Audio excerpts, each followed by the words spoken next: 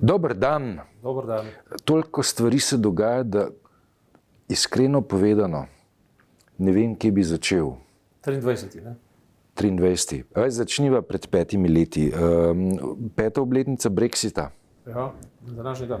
Na današnji dan. Učinki, jaz mislim, da še niso popolnoma razumljeni in otipljivi. So pa veliki, čeprav je ta ločitveni proces trajal približno toliko časa, kot traja v zelo bogatih in silovito skreganih familijah. Jaz sem zjutraj majhen prebiral tisk angleški in tako. Vtis je pač ta, da še vedno je nekje vmes, še vedno ni pri ljudeh polno prepričanje, da je bilo to čisto narobe, ampak na vsak način pa puli kažejo, da je relevantnost Velike Britanije manjša, kot je bila. To pa si priznajo. Ne? Kaj bo šele, ko bo princ Charles postal kralj?